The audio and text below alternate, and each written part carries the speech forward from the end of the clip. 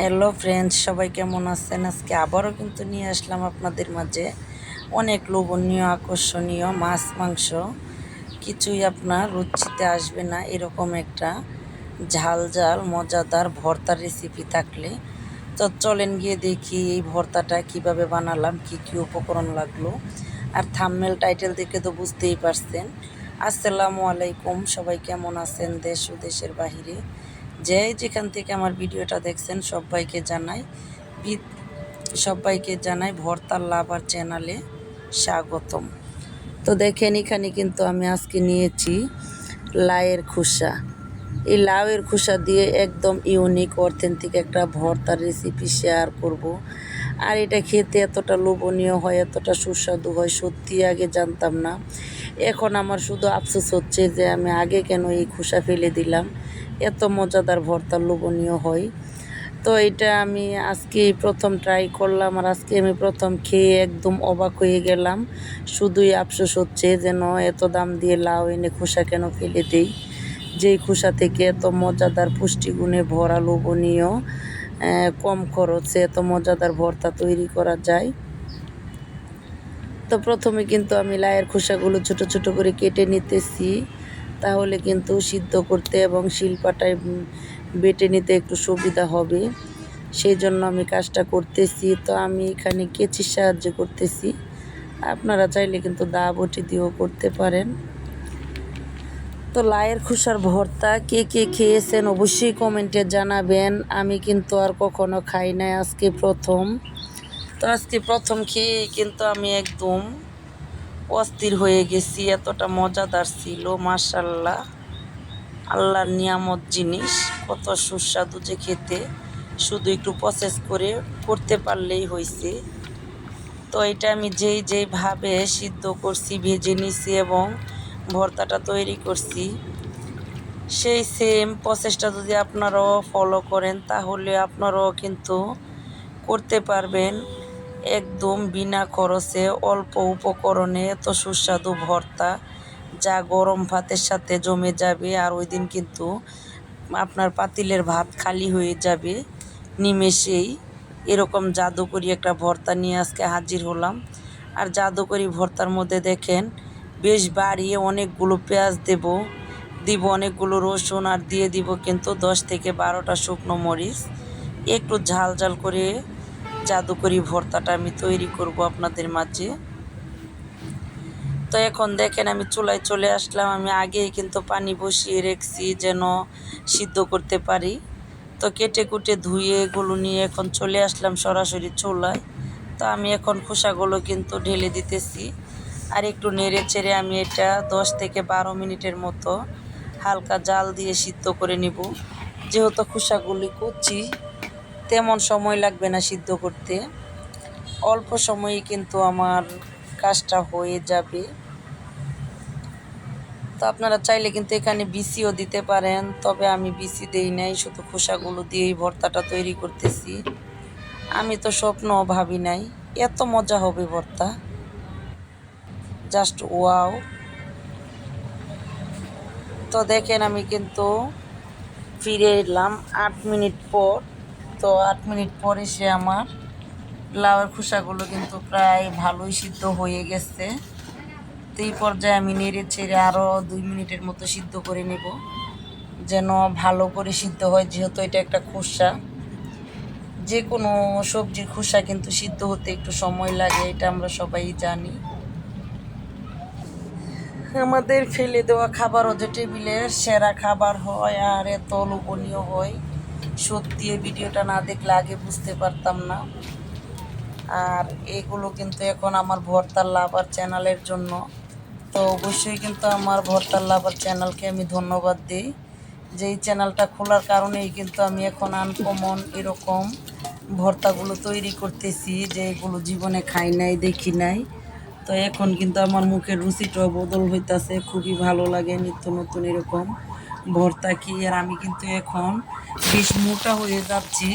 Channel খুলছি আজকে মনে হয় 20 দিন।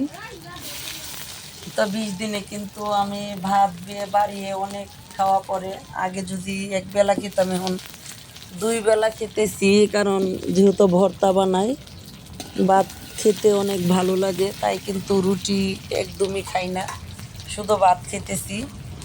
আর এখন সবাই এটা বলতেছে যে আনকমন ভর্তা বানিয়ে বেশি বেশি ভাত খেয়ে আমি নাকি মোটা হয়ে যাচ্ছি। তো আপনাদেরও যাদের খাবারের রুচি একদমই কম থাকে, তাদের আর কোনো কাজ নেই, শুধু আমার আর আইডিটা সাবস্ক্রাইব করে আমার বেল আইকন অন করে দিবেন। আমি নিত্য নতুন যে এই ভর্তার ভিডিও ছাড়ি, এই ভিডিওগুলো ফলো করে আপনারাও ভর্তা তৈরি করে মুখের রুচি ফিরিয়ে একঘেয়েমি খাবার না খেয়ে নিত্য নতুন নতুন ভর্তা খেয়ে কিন্তু মুখের রুচি ফিরাতে পারেন, স্বাদ বাড়াতে পারেন এবং শরীরেরও কিন্তু উপকার হবে। এরকম ভর্তায় কিন্তু অনেক ভিটামিন, আপনারা তো জানেনই, লায়ের খোসায় যে কত ধরনের ভিটামিন আছে, কত ধরনের উপকার আছে, সেইগুলো না আজকে নাই শেয়ার করলাম। তো আমি কিন্তু পেঁয়াজ, রসুন, মরিচ আর রসুন ভেজে তারপর এখন পেঁয়াজ ও কালো জিরা দিয়ে দিয়েছি। কালো জিরায় কিন্তু ভালো একটা ফ্লেভার আসবে এটার মধ্যে। তো কালো জিরাটা দিয়ে আমি খুব সুন্দর করে এখন উল্টে পাল্টে আরও 5 মিনিটের মতো ভেজে নিয়েছি। এখন আর কোনো প্রকারের পানি নেই, খোসাগুলো কিন্তু একদম ভাজা ভাজা হয়ে গেছে। এবার আমি এটাকে আচ্ছা করে ডলা দিয়ে শিলপাটার মধ্যে একদম মিহিম একটা ভর্তা তৈরি করে নেব। আর এরকম ভর্তায় কিন্তু অবশ্যই আপনারা পেঁয়াজটা ভেজে দিবেন।